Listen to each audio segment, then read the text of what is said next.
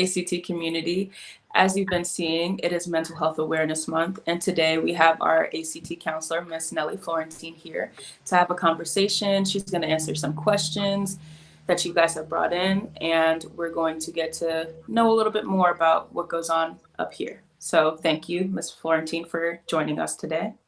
Thank you, Kutu, for being the host. I'm really glad we're going to have this discussion together. And I hope, this is going to be helpful for all the students or whoever is going to watch that video. So, I think it will be. Yeah. So do you want to start? Yes, we can go ahead and start.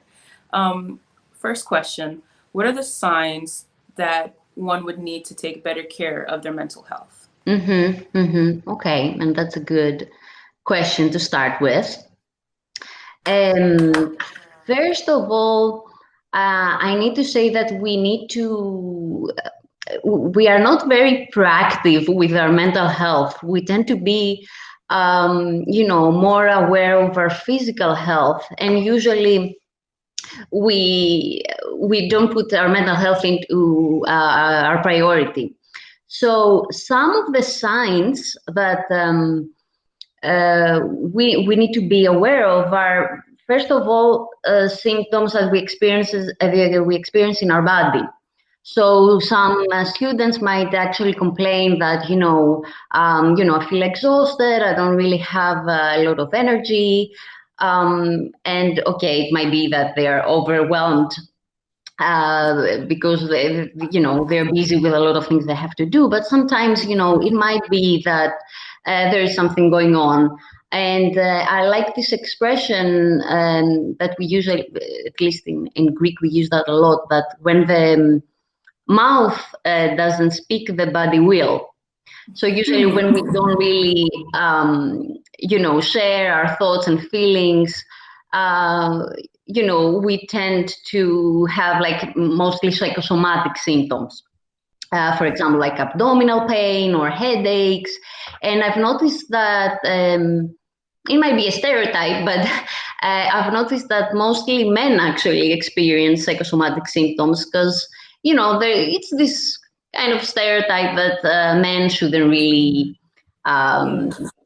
express their concerns or share their feelings. And you know what actually helps me, for example, when I experience a psychosomatic symptom, for example, when I have a headache, usually I try to find the meaning in that. Like, okay, what can bring me headaches? I mean, is it that I have a lot in my mind?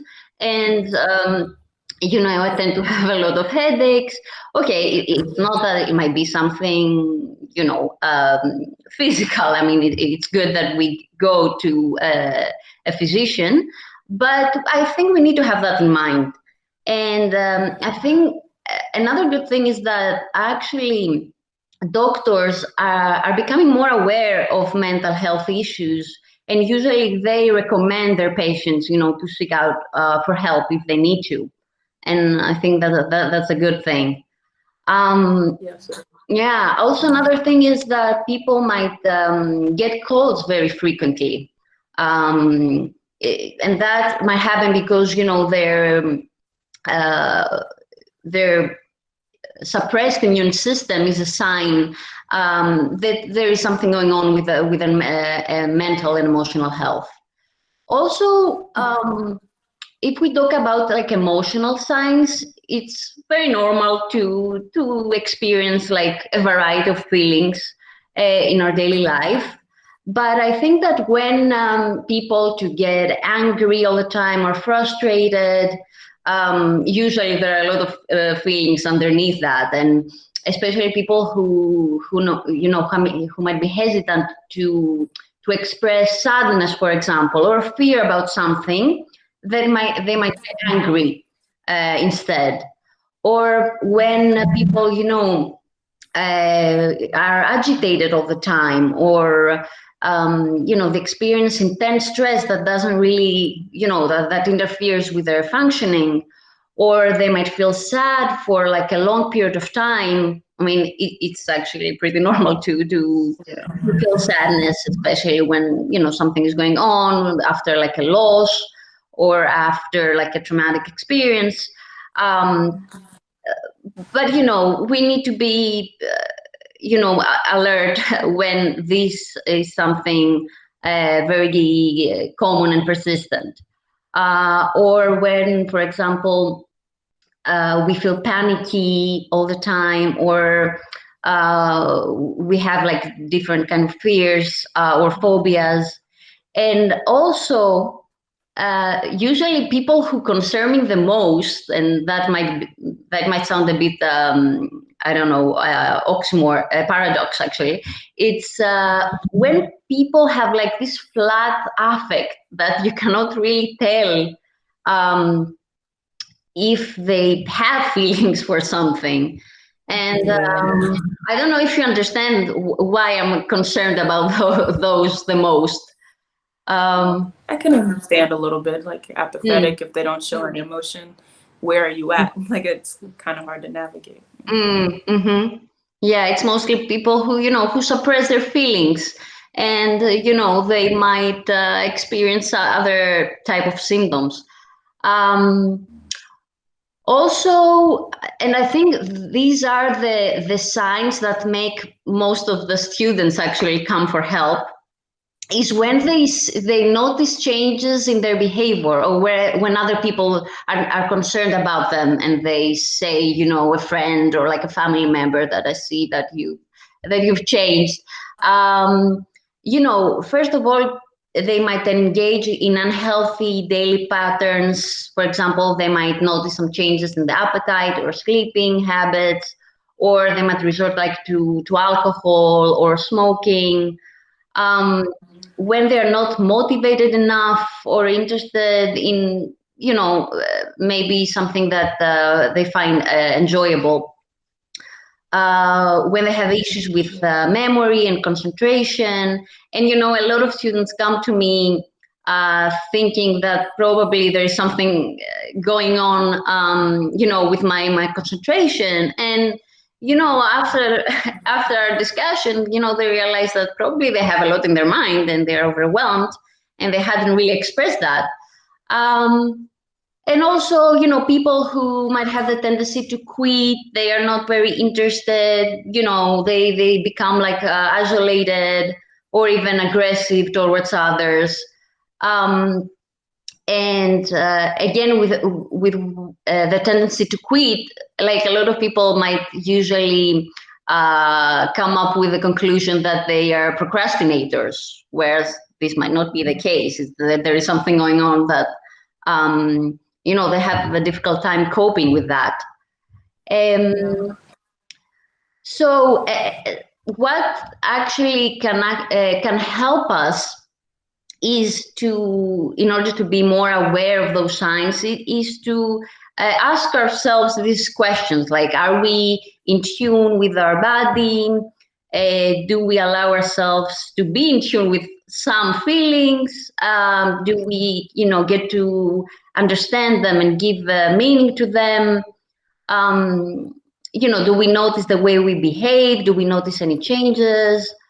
And sometimes, people ask for help when they get feedback from others that you might need some help, and they might not really they might not be very motivated. But I think it's becoming aware is the first step towards better mental health. It certainly is. I think so. Because I'm in that same boat right now where I've noticed that, like, I have vertigo. So whenever I get like my vertigo symptoms, when it's not after a car ride or doing something extreme, then it's probably due to stress, because I have to ask myself that question, why am I feeling this way right now if I didn't do this? So it's really being aware is the first thing to helping you. And as long as you get like little things from family, friends, like, oh, you seem different, or are you okay? It might get you thinking. And thinking brain is a working brain, meaning you're already working your way towards being aware. So with that being said, then what would you say would be good coping mechanisms, especially for somebody in college? Okay. So yeah, you mean with like daily stressors that they need to face? Yeah. yes, yes. And there are a lot of stressors that college students need to face, and um, usually, people have this probably misconceptions that college students just have fun, and they don't really have any obligations, and they're relaxed and they don't have any issues to worry about, and that's very wrong. Some of the stressors might be academic requirements, expectations from family, or the expectations students put on themselves, the pressure they put on themselves.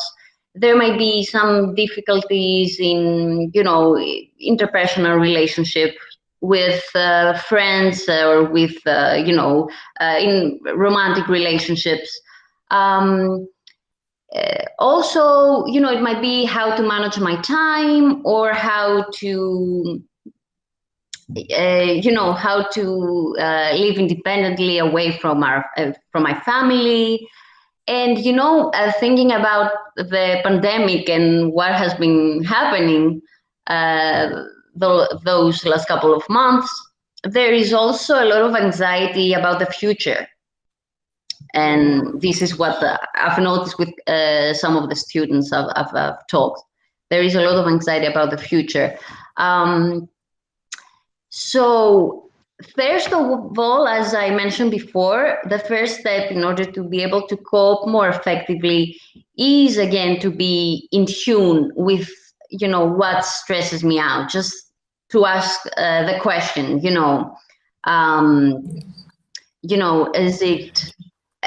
is it too much, like the pressure I've put on me, or is it that I don't have motivation? Is it probably the way I perceive something? Or is it something that I need to, protect myself from? So again, here I would say that body, mind, and feelings are, interconnected. Yeah. So if I think I will refer to all three of them. As for a body, it's very very important to take care of our health in order for us to have energy. So it's enough sleep, healthy nutrition, exercise, and I'm sure students have heard that a lot of times, but it is important. And I think when we take care of our physical health, this has an impact on our emotional and mental health as well. Also, I think we need, and as you mentioned before, that in order to be aware, you need to take a pause and think about what is going on, and allow some time for yourself to to breathe or to process your thoughts and feelings. So I think that students need to take some time to calm their nervous system. Probably focus on breathing, on muscle relaxation. Maybe I can demonstrate a very easy exercise, a breathing exercise at the end. If you think that that's gonna be interesting. Very helpful. I think. All right. It was very helpful. But also, stress has also to do with how we perceive the situations that we need to face. So sometimes I think we need to reevaluate our expectations. And I've seen that with the students, they have very high expectations of themselves, or their parents and their family members have high expectations of them. So that's really a lot of pressure. And I think we carry a lot of shoulds from our family. I should be perfect, or I should be kind to everyone, and I think that puts a lot of pressure. It definitely can. Yeah, and also you know, when we are, sometimes also we are harsh with ourselves. So we need to be able to disengage sometimes from, you know, excessive self-criticism or, you know, catastrophizing. It's important to be aware of the way we think and probably try those negative thoughts to turn them into like more positive and realistic actually. I think it's very helpful to have more realistic and positive beliefs about ourselves and about our life in general. Yes, I agree 100%. Mm-hmm. It's not easy, it needs practice. Um, and if I could give any practical tips and advice, and I think students really love those, you know, practical tips. If I give them, you know, it's. I think when we are overwhelmed by stress, what's really helpful is to be organized, you know, time-wise and space-wise. For example, for me, you know, when I sit down, usually I realize that I'm stressed out when everything around me is a mess. And in order for me to, you know, to try to decompress is to try to organize, you know, my space, my time, because this gives me a sense of control that, okay, there is something. Um, Also, it's very helpful to stick to a routine because this also gives you a sense of control and stability, to focus on things that we can control. Sometimes, you know, we have to face a problem and we focus mostly, you know, on the negative side, that we cannot really solve this problem, or we have come up with one solution and it's very difficult for us to find alternatives. And I think also during the pandemic, it's essential to be flexible and to try to find alternatives. And, you know, I'm glad that some students actually managed to do that. Like, okay, I cannot go to the gym, but I can continue exercising, you know, at home. Or, you know, I couldn't go to ECT, but okay, I attended online classes, I emailed my professors, I kept in touch with the ECT community. And I think flexibility is usually pretty helpful. Facebook. Mm-hmm. Yeah. These are good ways to cope, most certainly. Especially, I know that for certain during this time, working out at home has definitely helped me. Gives me control of my health, even Mm-hmm. though it might seem like sometimes my mental health might be out of control. But when I physically help myself and I work out, my days I notice are better. So that is a great thing. So then the next question would be, how can how can I regain interest as well as motivation when I'm feeling depressed? Mm-hmm. Okay. And I think I need to make a distinction here between clinical depression and what we usually call as depression. I think we have a tendency to say, you know, when we feel a bit, you know, low or blue, we might say that we are depressed. And there is a distinction between, you know, that emotional phase that we might be in from the clinical depression, that we actually talk about, like, again, change in appetite and sleeping habits, you know, persistent irritability or exhaustion, again, difficulty concentrating or with memory, but also very like negative self-image. They, you know, people who are depressed have very negative, you know, thoughts about themselves and about life in general, or they might end up even having suicidal thoughts.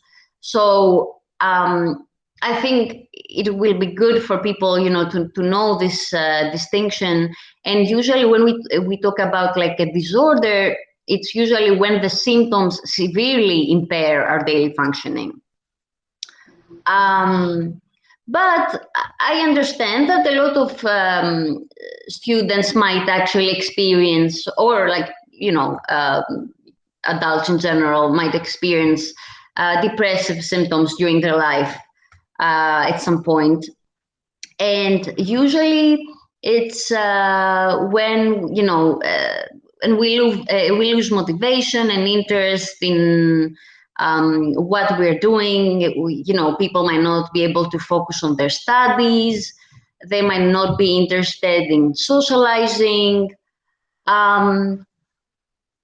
So it's helpful to understand, what can I do actually to try to regain my motivation when feeling this way.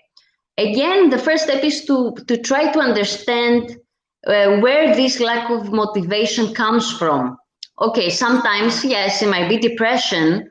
Other times it might be, difficulty coping with an issue in life. Sometimes, we procrastinate because we have difficulty, coping with something. We might find it very challenging. We might think that we don't really have the skills to cope with that issue. Or we might, and similar to that, we might be hesitant due to lack of our confidence. Okay. So sometimes we need to think, do I feel that I'm not good enough? Maybe is it time, for a break, for a pause? Because, we have this expectation sometimes that we need to be 100% motivated and energetic all the time, which is impossible, actually. Yes. Even I don't know, with people who who might have like a really good life, who might enjoy their job. I mean, I really love my job, but sometimes I might not feel as motivated, and that's normal. And I think we need to accept that, because this is the way we can actually set realistic expectations. But what can, I don't know, do you want to actually share what you do when you feel, that you're not that motivated, and then I can give some tips? Usually when I'm not feeling motivated, what I try to do is go back to my roots, and I ask myself, like, why am I doing what I'm doing? Is this just a lull in motivation, or is this something I shouldn't be pursuing? Like, when I was back in my, when I was in my college years and I was part of a club and I just didn't have motivation to be the president anymore, I was asking myself, is this like just a lull, or is this something I should be doing? But then I realized it was just a lull and I was just having a down point. And I went back to my roots, and then I said, this is why I did it, and this is why you want to do it. You still feel this way, so you keep pushing forward. That being said, I did things like I danced more, I wrote more poetry. I tried to do things that would bring me back to who I am as a person, so that way I can get past this little dark cloud. Because the sun, the sky is always blue. You just gotta, push that gray cloud out of the way to see it. But that's usually what I do. I try to feed myself creativity to push forward. Yeah, thank you. Thank you for sharing. That was very helpful. So again, acceptance is the key. You need to be able to accept that feeling, or the thought that I might not feel that motivated right now, and that's okay. I just need to figure out why this is happening and how I can overcome that. Usually it's helpful to, especially when you have very like negative beliefs or thoughts, to try to, again, turn them into like more positive and realistic, or try to test those negative thoughts. Are those accurate? Actually, are those true about me? Also to avoid, negativity, just to be surrounded, by people who can be very supportive and encouraging. And I think that's very helpful, especially during college. And I've seen that the ACT happening, and I'm very glad about that. That students support each other, and they try to motivate others when they are hesitant, or they try to encourage when somebody feels down. And I think it's important to have the support system. Most certainly. Yeah. Yeah, I would say that ACT, I've had that support in my earlier college years, and then coming to ACT to know that I still found another support system and people that I know that are there for me and want my well-being, like my well-being is a priority to them. That's really great. So that shows me that, hey, maybe your well-being should be a priority to you. And definitely what you said about those feelings, just allowing yourself to feel them and then moving on, is a major key, because you don't want to disregard them or ignore them, and they keep coming back, because you can just that was a problem for me, was I just kept ignoring those feelings, and they were able to create the volume, like the only thing I heard in my head was those negative thoughts and nothing positive. So yes, you're very much right. Address them. Yeah. And actually, what you mentioned before, I think also another thing that's very helpful is to find purpose and meaning in your goals. And that's actually a good way to motivate yourself. And probably sometimes when we are overwhelmed, it's very helpful to break our bigger goals into like smaller goals and smaller steps, and take one step at a time,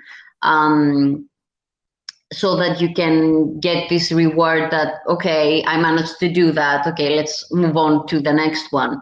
And especially for those who might be actually depressed, or who might have this low energy, it's very important. And I think that's why people recommend physical exercise.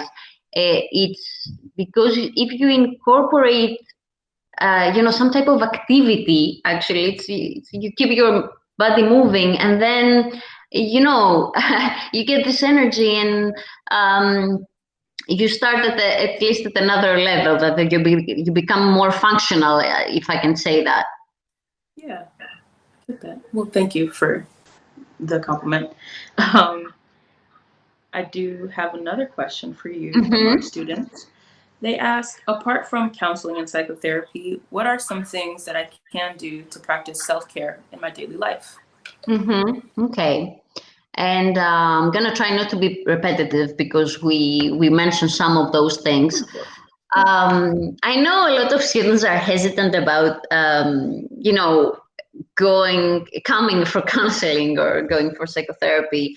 And we're going to talk about that in a few minutes. But it's important if people understand that they can actually do things, daily, in order to take care of their mental health, as we do with our physical health. And I think, this comes kind of automatically. First of all, I need to point out that self-care is not actually, a break from our daily routine. It's an ongoing process. It's something that we need to have in mind, and we need to make it a priority. So this actually helps us, decrease stress, maximize our potential, improve our quality of life. I think some of the beliefs that actually can help students and motivate them to actually practice self-care in their daily life is when they feel that, my feelings and my needs are important. And believe me, not all people actually think this way. And usually those are the people who maybe don't find self-care important, or they haven't found ways to practice self-care. Also, self-care, again, is not a break. It's something that will help me be more productive and efficient.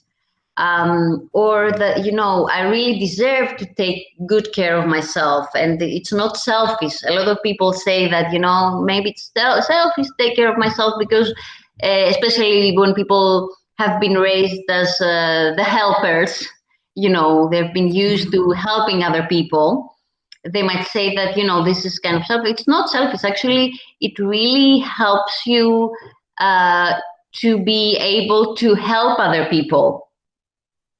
Yes, most definitely. Yeah. So if I can give some tips about, you know, self-care, I would say, again, it all starts with the body, all right? How we take care, again, of our physical health, if we stick to our healthy routines, if we, you know, visit the doctor when we need to, you know, again, sleep, nutrition, exercise. I'm not gonna, I don't really want to be repetitive. Also is the relationship. If we maintain you know, a healthy relationship with ourselves, if we treat ourselves with you know, compassion, and we you know, accept ourselves. Sometimes, you know, we expect other people to accept us, where, you know, whereas we don't really accept ourselves, you know. And it's good that we show compassion and we actually treat ourselves with kindness. Also, another thing is, if we, you know, that we work on our resources and coping skills all the time. It's not that when, you know, when something comes up, then we try to develop our coping skills. That's actually a mistake, and I think a lot of people do that. Yes. That's why I say, yeah, I include myself too. That's why I say that we are not very proactive with our mental health. So one thing is that we have this, we create, I like to call it like emotional toolbox, so that we have ready tools to use when something difficult comes up. Also, we need to be aware of the way we talk about, you know, the way we talk about ourselves and the way we talk to ourselves. It's good when we engage in positive self-talk, when we're doing like constructive self-criticism, so that we take the responsibility, you know, for personal development and change. It's not that we are kind and we don't really face our flaws or probably areas that we need to improve. It's quite the opposite, actually. It's taking the responsibility to, you know, to improve and change and, you know, do better all the, you know, every day if we can. Yes, kind of like helping yourself thrive instead of just Exactly. And also, if I could say something about like relationship with other people, and I know that that's a big topic that we could have another discussion about that. But I think it's part of self-care, because we, you know, we are human, we are social beings, so it's important to be able to set clear boundaries. To be able to express our needs and feelings in our relationships, and again, taking the responsibility to improve our relationships, not just expect from other people. And as we actually mentioned before, it's useful to have a support system, so that you know, they can actually encourage you and motivate you to thrive, or, you know, to be supportive when they need to. It's always good to have somebody there. The song "Lean on Me When You're Not Strong." I assume he's talking about a support system. Yeah. I really do like the fact that you pointed out that self-care isn't a break from life, but a part of it. Because a lot of time people, or even myself included, thinks of self-care as like just a break. I'm taking a breather. Don't talk to me. I don't want to deal with this anymore. We also just are like, no, and then we'll deal with it later. But like, if we practice that self-care, then we can go through the motion, like go through it rather than try to go around it. So yes. So the next question that I would have for you then would be, when do you, well, not just me, but the students are Yeah. asking. I remember you guys. Don't worry, students. But also, it's a good thing for me to know as well. When do you go to seek professional help? Like, when would be the optimal time? Okay. Okay. I just want to add something to the previous question about self-care. Is one positive thing that I noticed now with the pandemic is that people realized how important self-care is, and probably they had time to practice self-care, and that was a good thing. And I really hope that they're not gonna change, they're not gonna forget about that now that we're kind of starting to going back to our normal life. Okay, what about like professional help? Okay, I would say that when someone is overwhelmed by distress, all the symptoms that we mentioned before, are persistent and very intense, and probably, our daily life is disrupted by those symptoms. I think those are pretty good reasons to actually go and seek professional help. Also, when someone is concerned about their well-being, or they're going through like a challenging period of time, or even when they feel that they want to become more self-aware, or they need to develop those coping skills, develop maybe more healthier coping skills. I can say, what do you think? Actually, I wanted to mention that. What do you think that prevents people from going to therapy or to counseling? Yeah, definitely. Like the stick, it's always been, especially in my family and just what I've lived through. What deters people is the stigma that if you go to counseling or if you go to psychotherapy, that means you're crazy or there's something wrong with you, it's just never been like the most positive connotation. It is changing, but since that's so deeply like entrenched in people, it's probably been kind of a hard thing to break. I would say that even for myself, that was a hard thing to deal with at first. That, and also, why can't I figure out my own problems? Why do I need somebody else to help me? Yeah. That can it's those two things that usually stop people. Yeah. At least in my experience. Yeah, it's good that you mentioned stigma. And the thing is that at least here in Greece, that there was actually a lot of stigma around like going to counseling and psychotherapy. Fortunately, this has changed, and people actually, I think, seek out help like more frequently, and that's a very positive change. Also, adding to what you mentioned, some of the beliefs probably that prevent us from seeking help is another, I think, misconception again, is that, my friends and my family can support me and help me. I have family and friends who can actually help me, which is, to a certain extent, it's true.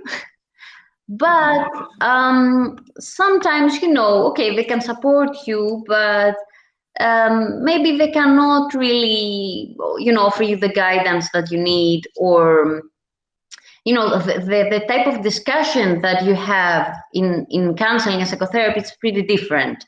And I've seen that because we have good intention when we are with a friend or with a family member who struggles with something. We tend to provide very, quick solutions for them, which is sometimes it's helpful. Sometimes they might need the time to process first and then find the solution that fits them better. Yes. Also, I think similar to what you said, I can manage this on my own. Or another thing is that, and I've seen that a lot with a lot of people that I work with, is that they believe that asking for help is a sign of weakness. Yes. And I think that the actually opposite is true. That asking for help is actually knowing yourself enough and understanding that, okay, you might need some guidance or some like extra support in order to be able like to cope with something or even to thrive. So that's why you ask for help. So I believe exactly the opposite. That's actually a sign of strength. But I know that it's not true for everyone. It's also easier said than done. For Yeah. at least for the people in this instances. That's why it took me 4 years to get somewhere, seeing help as weakness. But yes. Or similar to what you said, I think people, especially those who might be very pessimistic or even like very depressed, they might say, nobody can really help me or nothing can help me. But how can counseling be helpful? I think that it gives the people the opportunity through either discussion or like experiential exercises, to share the issues that concern them. And sharing is something that we can do with our friends too. Yeah, but I think that it gives you the opportunity mostly to process actually, thoughts and feelings, and maybe to, untangle some difficulties that you might face, and find maybe alternatives to your to the issues that you come up with. Yeah. So yeah, I don't know if you have to add something to that, like if there is something else that is very, helpful in counseling. I definitely think that counseling, for me especially, has been, and also for my friends that I talk to, because we all go to counseling because we realize us like trying to help each other with each other's lives was like the blind leading the blinder. It just was very, the advice was great for the momentary. The advice was kind of like a band-aid. But when I went to counseling, it felt like it's kind of a weird like a description, but it felt like I was going to the doctor to get stitches. And it wasn't like a band-aid to cover it up, but the stitches was I needed to go through that, say what happened, try to process it so that way I can actually heal as opposed to just stick the band-aid on it and keep it going. So that's kind of So what counseling that has. might be a difficult process. Yes. Mm. But it Yeah. helps you in the long run, and it's what you need sometimes, and just having that somewhat unbiased opinion is kind of the best thing for you that you thought you wouldn't need, because you're still looking at it through one lens. But when you talk to a counselor, it's like things become more objective, and you're able to see different sides as opposed to just this one side, and it might not be the best side, because again, if you have those negative thoughts, then it's just filled with negativity. But counseling has done that for certain, just opening my eyes a little bit more, helping heal some wounds. So I do believe in what you're Yeah. saying. Well, I do agree with what you're saying. Yeah. Thank you for describing that. I think, yeah, it was powerful. And it's good that it came from you, because I'm the psychologist, so sometimes I might not be very as objective with the benefits of counseling and psychotherapy. Well, we do have, I think, our last question that we have, but that doesn't mean the discussion would have to stop. But how can I then help a family member who struggles with mental illnesses? That's a tough one. And also, maybe we could add like how we can also help a friend who might struggle, just, a person who you care about. First of all, I need to say that it's very difficult, and usually, it comes with a lot of feelings. It might be a lot of stress. It might be, sadness, fear, anger. And I've seen, a lot of people, when they try to help someone in need, especially a loved one, they might feel confused, what can I do to help? Or they might be feeling guilty, do I do enough? Do I provide as much help as I can? And I really need to point out that sometimes it's when like a family member or like a loved one suffers from a mental illness, it's like I would say it's like grief for people who are around them and try to be supportive and helpful, because it's like you lose, actually the relationship might not be the same. And I'm pointing out that because people, first of all, if we take into consideration what we were talking about, self-care, is that we need to take care, to have that in mind, to take care of themselves first before providing help and support to others. So sometimes it's very useful for them to go for counseling or psychotherapy if they need to, if they feel overwhelmed by that, because sometimes people, and I would say that this is a tip about how you can actually help. It's not take on complete responsibility for for the support and the help. You need to also have a support system. You can do a few things to help this person. For example, you can be there for them, offer this emotional support, or maybe provide some practical help if this is what they need. Also, at the beginning, if we talk about like a certain diagnosis, then it might be useful to take some time to, first of all, accept that. Acceptance might take a long time. It's very difficult for us to accept that, I don't know, our mother suffers from depression, or we have like a sister who struggles with an eating disorder. So first of all, we need to take the time to accept and maybe familiarize ourselves with with the diagnosis or the difficulties that come with those diagnoses. Also, we can actually help, and this is usually the advice I give, is probably help those people find the appropriate treatment for them. Because even if we study psychology, this doesn't mean that we need to be psychologists for our family members or for our friends. So the way we can be useful is actually to provide probably some information about where they can go to in order to get this treatment.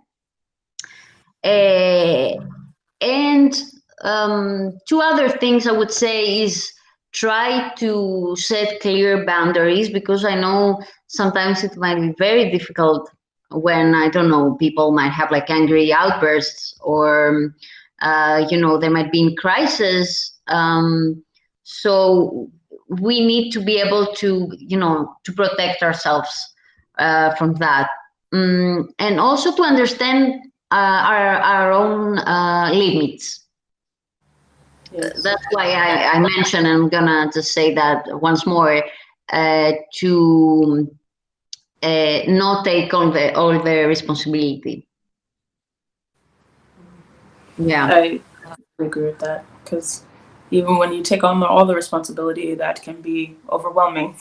Yeah, it can be very overwhelming.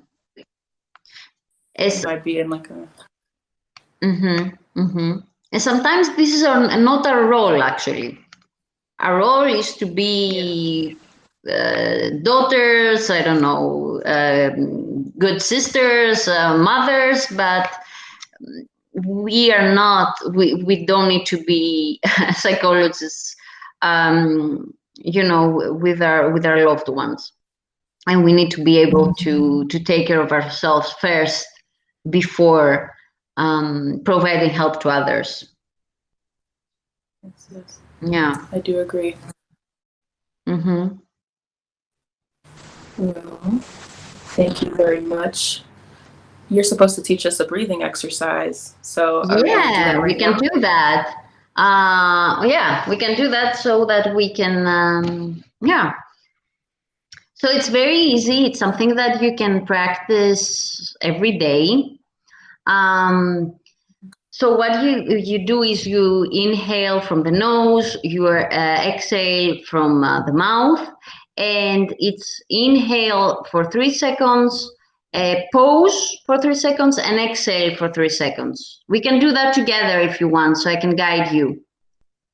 Okay. Is that okay? I'll do it. Yes, I'll be All the right. example. Okay. All right. So, okay. Inhale, 2, 3, pause, 2, 3, exhale, 2, 3. Inhale, 2, 3, pause, 2, 3, exhale, 2, 3. Inhale, 2, 3, pause, 2, 3, exhale, 2, 3.